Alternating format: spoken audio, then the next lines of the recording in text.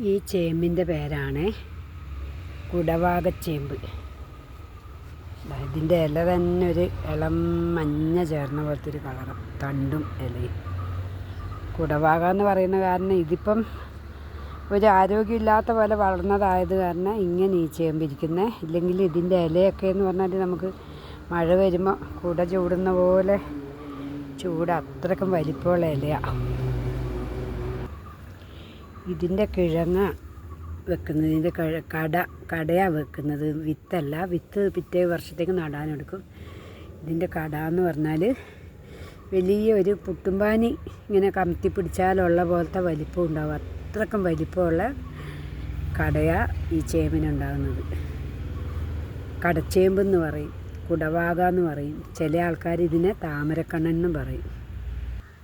പിന്നെ വേറൊരു തരം ചേമ്പിതാ ഈ കുമ്പളച്ചെടിയുടെ അടക്കാണ്.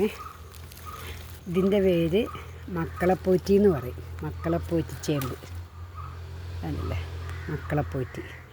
വയലറ്റ് കളർ തണ്ടാണ് അതിൻ്റെ, നല്ല വയലറ്റ് കളർ തണ്ട്.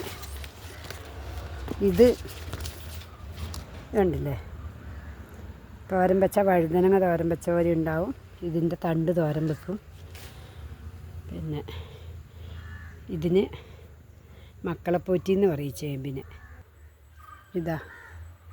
ഇതും മക്കളപ്പോറ്റി ചേമ്പ. ഇതിനിങ്ങനെ പേരിടാൻ തന്നെ കാരണം എന്ന് പറഞ്ഞാൽ ഇതൊരു ചോട് പറിക്കുമ്പോഴത്തേക്കും നമുക്ക് ഇഷ്ടം പോലെ കിട്ടും. നല്ല ടേസ്റ്റുള്ള ചേമ്പ ഇത് കറി വെക്കാൻ. തിരുവാതിരപ്പുഴുക്കെന്ന് പറയും. പണ്ട് ദാരിദ്ര്യമുള്ള കാലത്തൊക്കെ ശരിക്കും പറഞ്ഞാൽ നമ്മുടെ മാതാപിതാക്കളൊക്കെ ഒരുപാട് ദാരിദ്ര്യം അനുഭവിച്ചവരുണ്ട്. ഞാനൊക്കെ ആ കൂട്ടത്തിൽപ്പെട്ടതാണ്. ഒത്തിരി ദാരിദ്ര്യം അനുഭവിച്ചിട്ടുണ്ട്. അന്നേരം എൻ്റെ ചാച്ചനും അമ്മച്ചിയൊക്കെ ഈ ചേമ്പും ചേനയും ചേനത്തണ്ടും പിന്നെ കാച്ചിൽ, ചേമ്പ്, കപ്പ ഇതൊക്കെ കൂടി ഇട്ടിട്ട് ഒരു പുഴുക്കാക്കും. ഇതല്ലേ ചേന, ഇല്ലേ, ഈ ചേനയുടെ തണ്ടടക്കം എടുക്കും അങ്ങനെ പുഴുങ്ങുമ്പോൾ.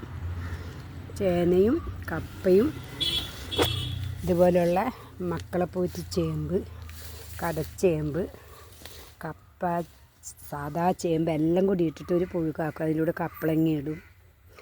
എല്ലാം കൂടി ഇട്ട് പുഴുങ്ങിക്കഴിഞ്ഞാൽ തിരുവാതിര പുഴുക്കെന്ന് പറയും അതിനെ. നല്ല ടേസ്റ്റ് അത് കൂട്ടാൻ. അതെന്നിട്ട് ഇങ്ങനെ ഒരു കുറുകിയിരിക്കും ആ പുഴുക്ക്. എന്നിട്ട് ഒരു ഇലയിലേക്ക് വിളമ്പിയാൽ നല്ല പരന്ന് നല്ല രുചിയായിരിക്കും അത് തിന്നാൻ. അതിന് തേങ്ങയും ജീരകവും വെളുത്തുള്ളിയും കാന്താരി മുളകും എല്ലാം അരച്ച് ഒതുക്കിയിട്ടിട്ട് പുഴുങ്ങും. ചില ആൾക്കാർ അതിൽ നല്ല നെയ്മത്തി മേടിച്ചിട്ട് ഉപ്പും മഞ്ഞളും ഇട്ട് മത്തി പറ്റിച്ചിട്ട് ഈ പുഴുക്കിൽ, ആ പുഴുക്കിന് മീനിൻ്റെ ടേസ്റ്റ് ഇല്ലാത്തവർക്ക് പുഴുക്ക് കുറച്ച് കോരി മാറ്റി വെക്കും. അതിന് ശേഷം ബാക്കിയുള്ള പുഴുക്കിലേക്ക് മീനിൻ്റെ ടേസ്റ്റ് ഇഷ്ടമുള്ളവർക്ക് ആ മീൻ അതിൻ്റെ വാലിൻ്റെ ആ ഭാഗത്ത് പിടിച്ചിങ്ങനെ കുടയുമ്പം അതിൻ്റെ ആ മീനിൻ്റെ മാംസങ്ങളൊക്കെ ആ പുഴുക്കിലാവും. എന്നിട്ട് ഇളക്കി നല്ല കടുകും കറിവേപ്പിലയൊക്കെ പൊട്ടിച്ച് നല്ല ടേസ്റ്റായിരിക്കും. അത് കഴിച്ചു നോക്കിയവർക്കറിയാം അതിൻ്റെ രുചി. പണ്ട് ദാരിദ്ര്യകാലത്തുള്ള പുഴുക്കാണ് ഇതൊക്കെ. ഞങ്ങൾക്കല്ല ഇങ്ങനെയൊക്കെ തന്നെ ആക്കി തന്നിട്ടുള്ളത്. കാരണം എന്ന് പറഞ്ഞാൽ ഞങ്ങൾ 8 മക്കളാണ്. എൻ്റെ ചാച്ചനും അമ്മച്ചിക്കും ഞങ്ങൾ 8 മക്കളാണ് ഉള്ളത്. അപ്പം എല്ലാവരുടെയും വയറിൻ്റെ വിശപ്പ് മാറ്റണമെങ്കിൽ കപ്പയും ചേമ്പും ചേനയൊക്കെ തന്നെയാണ് ഞങ്ങൾ ചെറുപ്പത്തിൽ കഴിച്ചിട്ടുള്ളത്. ചോറ് വെക്കുന്ന സമയങ്ങൾ ചുരുക്കം മാത്രമേ ഉള്ളൂ. നല്ല കാലത്തെന്ന് പറഞ്ഞ പോലെ കഞ്ഞിയും വെള്ളവും തന്നെ ആയിരിക്കും അധികം. അപ്പം അതിൻ്റെ ഇടയ്ക്ക് ഇങ്ങനെയുള്ള പുഴുക്കും കൂട്ടി ആ കഞ്ഞി കുടിക്കാൻ നല്ലൊരു പ്രത്യേക ടേസ്റ്റാണ്. വയറ് നല്ലോണം നിറയും.